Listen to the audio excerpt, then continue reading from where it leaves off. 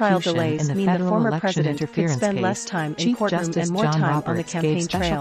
When Donald Trump was indicted in multiple criminal cases this summer, the conventional wisdom was that the former U.S. president could spend vast amounts of time during the height of the 2024 presidential campaign stuck in courtrooms for back-to-back trials in New York, Florida, and Washington. But the reality is that with the federal 2020 election interference case on hold pending appeals, and repeated delays pushing the classified documents case behind schedule by several months, for instance, Trump may find himself in courtrooms far less than expected. In turn, Trump has pleaded not guilty in his criminal cases, plotting to overturn the 2020 election in Washington, retaining national defense information and obstructing justice in Florida, conspiring to overturn the 2020 election in Georgia, and paying hush money to an adult film star in New York. The U.S. District Judge Tanya Chutkan, overseeing the federal election case, set a trial date for March 2024, and with her clear determination to keep that date, including warning that she could even move it forward, the case was widely seen as the one to take place before next year's election.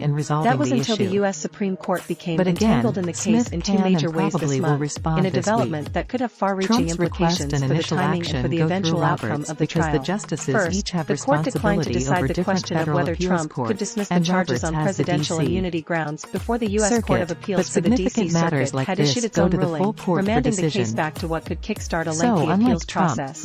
The Supreme Court then became entangled in a second way when, 2 days later, it agreed to review whether an obstruction statute that prosecutors have used against Capitol attack rioters, but Form 2 of the 4 charges against Trump could be used in relation to January 6.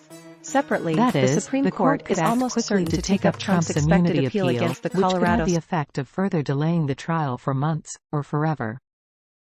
Or, the court could take its time, say, weeks instead of months, but ultimately reject Trump in a manner that lets the trial go forward sooner.